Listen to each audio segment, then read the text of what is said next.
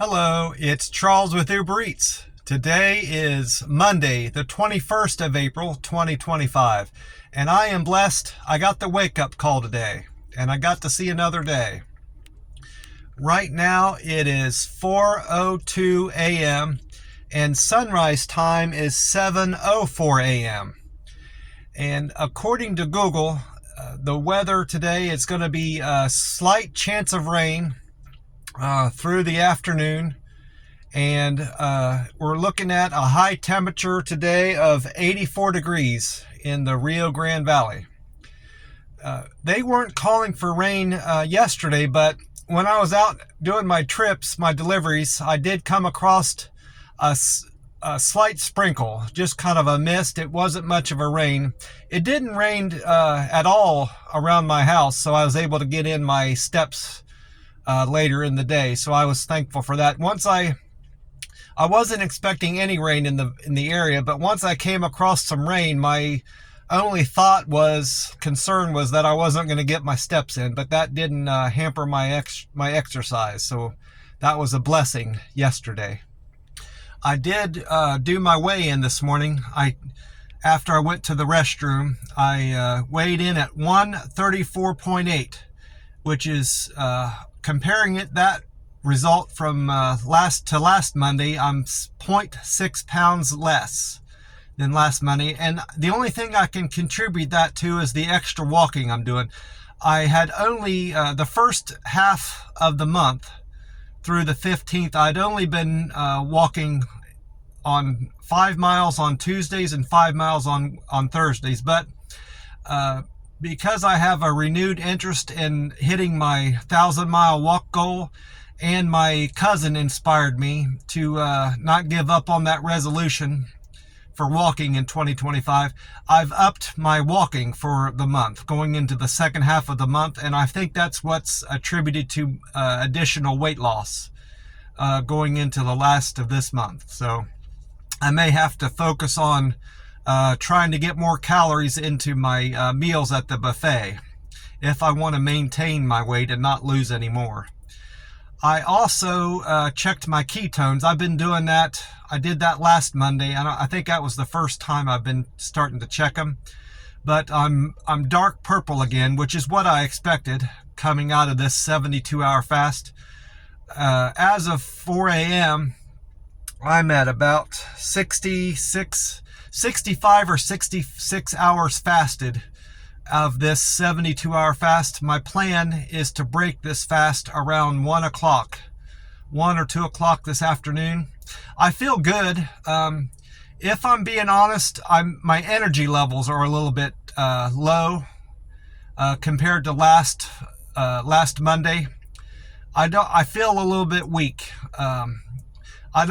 If I were to try to attempt a 6-mile walk again at this point, I wouldn't be able to do it. I can tell you that. I could probably do a couple miles at the most. And that walk I did yesterday, I didn't feel up to it. I pushed myself to do it because I had committed to it that morning. I planned it out. I carved out 2 hours out of my day to complete that walk, but once I got started, about a mile or two in, I felt much better, and I knew I could complete the walk. So I'm glad I pushed myself to do it. With that said, I have a lot to consider for the month of May. I don't know if that guy Jerome is going to put his subscribers up to a new challenge or not, but I'm going to continue these rolling 48s and 72s in some fashion next month. That I'm saying that what I mean by that is it might not be as structured as they are now, where I'm just eating on Mondays, 1 meal on Monday, 1 meal on Wednesday, and 1 meal on Friday. It may look a little bit different, but I'm going to do more than 1 or 2 72-hour fasts in the month of May, and I'm going to do some 48s. What that looks like, I don't know yet. I may have some OMADs in there where I have a stretch of time where I'm eating 1 meal every day for a stretch of time. I'm just kind of play it by ear. I'm changing things up with this pattern because I don't want to get to the point where I'm getting underweight for a long period of time, and with my walks I'm doing, the more walks I'm doing, these 6-mile walks more frequently, it's impacting my calories that I need to intake. And unless I can up my calories with every meal, I'm going to have to adjust these rolling 48s and 72s in some fashion. So again, what that looks like in the month of May, I'm not sure. And I'm going to consider keeping up with these challenges that Jerome is putting his subscribers to, because I like that. I like to have that accountability with that community too, and I like the input I'm getting from the group of his subscribers. It's a great community that I found on YouTube. I had a very good night's rest last night. I was wore out from the walk and just the overall activity I had yesterday with the deliveries and walking, to and from the restaurants and customers' doors, and the extra steps I got in there, and the 6-mile walk I had just wore me out. So I had a great night's sleep. If I were to rate it on a scale of 1 to 10, it was probably an 8. Had some people in the house behind us where I live were making a good bit of noise, but it didn't seem to keep me up. I think they were out there partying on account of Easter. Their Easter festivities carried over into the night, and they were out carrying on well past 10 p.m. last night. I checked the time on my phone, but I was so pooped it just kind of stirred me a little bit, but I was able to get right back to sleep once they were done. And I feel super in terms of my rest. Just a little bit weak, like I said, because I'm so far into this 72-hour fast. I had a decent Sunday with the Uber Eats app. My best trip was to a Starbucks. I had 2 Starbucks deliveries, and the second one paid the best. It paid $12.40. And I went well over my earnings goal for the Uber Eats app, mostly on account of that $50 tip I got the day before. I knew yesterday was going to be a piece of cake for me. I did check my customer satisfaction score. I'm still at 99%, so that one thumbs down hasn't dropped off yet. And I didn't get any thumbs up yesterday. Second day in a row, I believe I've not gotten any positive customer comments, but at least I didn't get any thumbs down. I'm giving some consideration to not doing those pre-trip pictures that I've been sending out to customers. Only under certain circumstances will I do that. If it's for example, if it's a Walgreens order that has high-priced items in it, like Similac or diapers, I will most likely do pictures for that, just to show the customer what they're getting. And if it's a Starbucks order, that's a 2-bag order, or a McDonald's order, that's a 2-bag order. But more than 1 bag, I'll pre-tip picture those.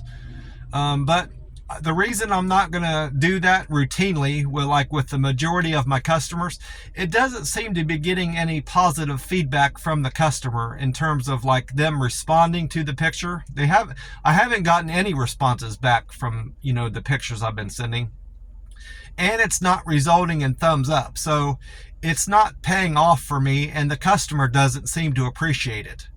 I know they're receiving the picture. I wasn't entirely certain they were getting the picture because they're not responding to it by text message.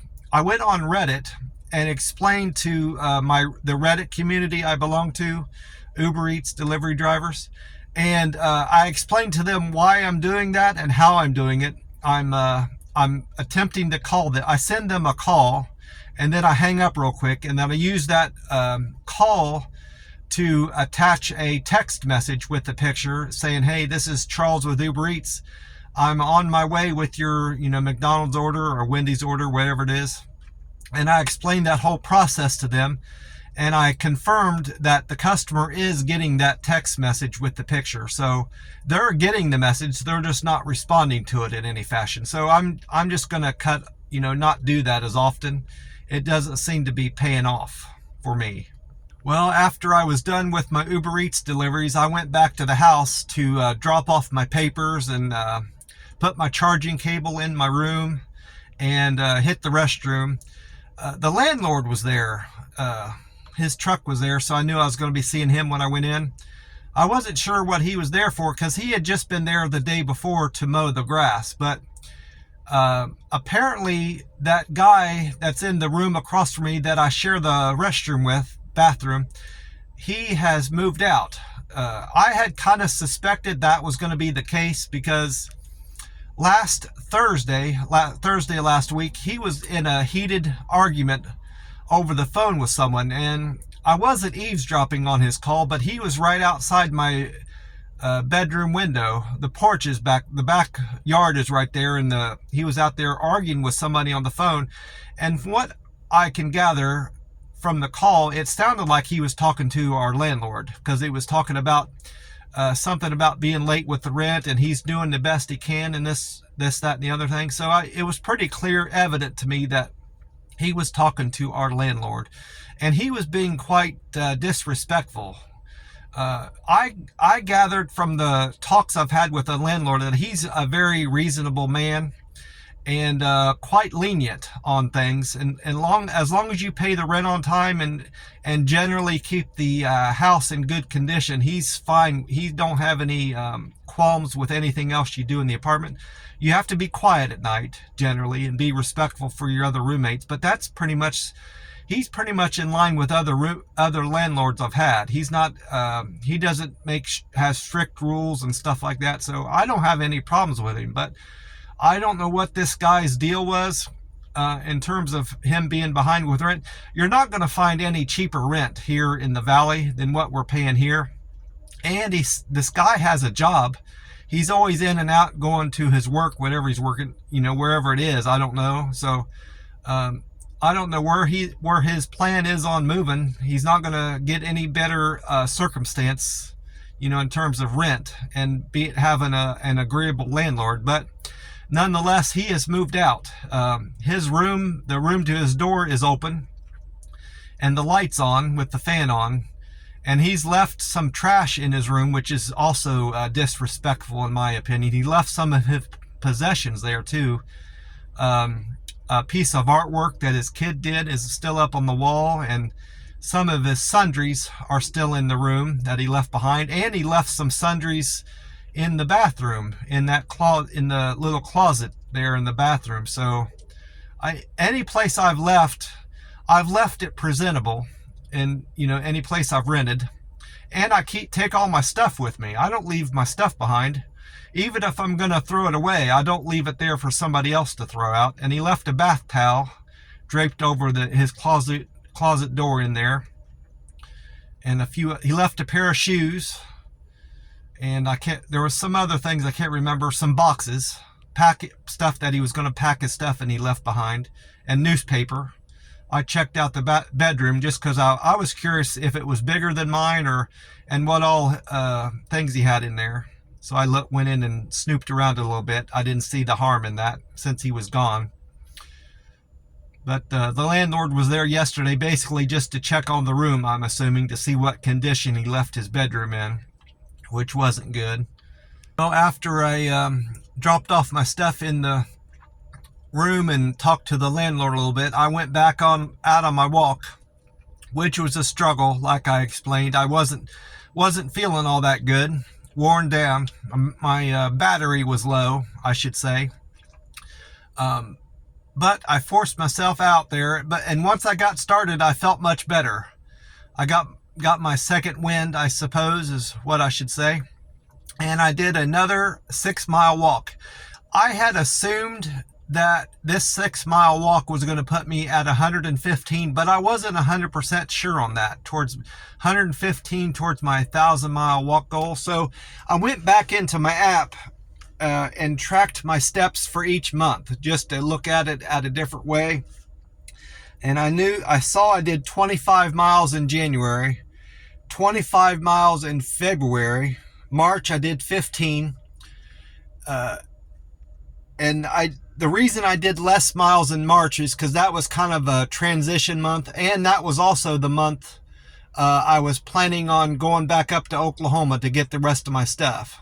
And that was the beginning of end of March and beginning of April I did that. So that kind of hampered my walking. And then April has been my best month so far. I've done 50 miles, so I am at 115. As you can see, my walking has really peaked in this month. I've really upped my game because I've gotten refocused on hitting my 1,000-mile walk goal for the year of 2025, and I'm going to do it.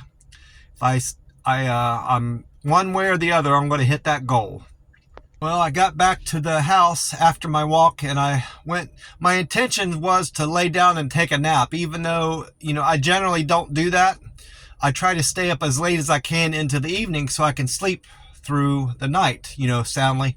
I had just dozed off, and I woke up again. I needed to go to the restroom, and my aunt called me. So that was a good thing to hear from her. It had been about 2 weeks. It was been more than 2 weeks because I intended on calling her around the 16th. I try to call her at least every other week. So it's about 2 weeks between my talks with her, and I didn't do that, unfortunately. But she called me yesterday to catch me up with what's going on with her and to talk to me about her Easter, how her Easter went. She had went to her daughter's house there. Her daughter lives near here where she lives in Ohio, and they had an Easter egg hunt with the great grandkids, and one grandchild was there. She's still young enough to enjoy Easter. They did the Easter egg hunt in the backyard there. Had Easter dinner, of course. She told me all the stuff she had. She had ham, stuffing, some chicken, green beans, some kind of broccoli salad, regular salad, potato salad, chicken salad, bread. Of course, you can't have a proper dinner without bread, and punch, water, milk, tea, the whole 9 yards. So they had a great dinner, and she really enjoyed herself. She said she had plenty to eat. And when she left there, they left and pie. They had some pie, peach cobbler, and apple pie and pumpkin pie, I think she said, 3 different kinds of pie. And Gina, her family brought her home, let her take some of what was left of the ham. And she was planning on making a ham sandwich that evening, and she had more ham to make sandwiches the next few days. So she had plenty to eat and more to eat at her house. And then she also told me about some family situation. That great granddaughter of hers that had broken her arm's not healing properly, and they had to end up breaking that cast and putting a fresh cast on it.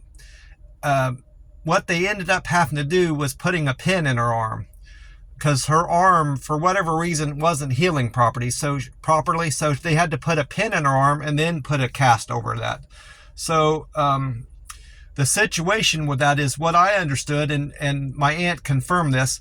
They're going to have to end up putting another pin in her arm later on as her arm grows. So that's an unfortunate situation, but it's something that was necessary. The doctors told the mother, that they're going to have to end up putting a few pins in her arm as her arm continues to grow. And my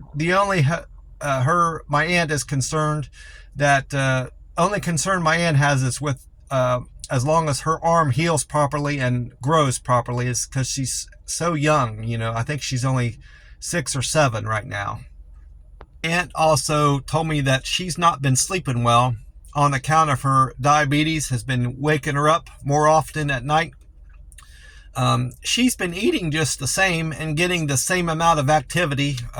She gets a lot of exercise in her house, cleaning her house. She dusts her steps down to the basement, vacuums and cleans the bathroom and kitchen often, and that gives her more physical activity than she needs. She's quite old, and I don't know how she does all the stuff she does do. She goes out most days, out to lunch and dinner with her family that lives there in town. So she's very active for a woman her age. She's in her 80s. But it's good for her to stay active, especially with, everything that her medical condition she's got going on in her age. It keeps her mind active too. It's good to keep your mind active when you're older like that. But she's going to see her doctor soon. It's just a regular visit, but when she does see her doctor, she's going to talk to him about possibly adjusting her medicine, because she's been eating the same meal going into the night, but her blood sugar is dropping down so lower than it normally does, and it's been waking her up. So she's going to see if any adjustments to her medicine will help that.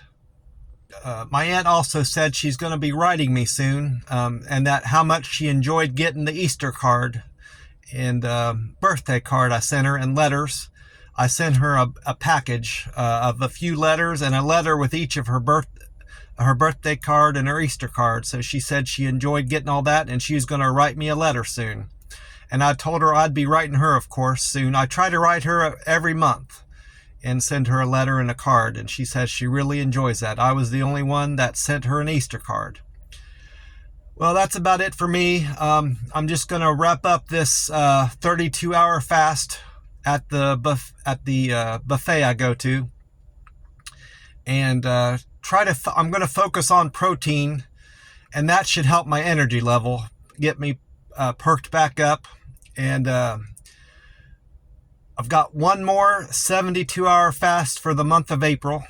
I'll be completing that on the 28th, Monday the 28th.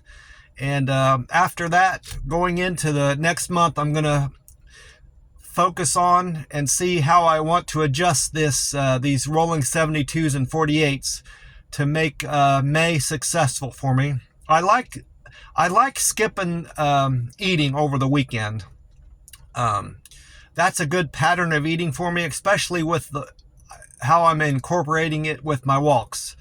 I've had no trouble in terms of scheduling my 6-hour walks more frequently, so that's why I want to keep on this pattern of eating for the most part. Again, what that looks like, I don't know. I have time to work that out in my mind. I have another 8 or 9 days left in the month of April to figure that out. Well, that's about it for me. I'm gonna just sit here and watch some YouTube videos and plan my day out. I want to wish you all a great week and hope you had a great Easter weekend. God bless you all, and I will talk to you soon.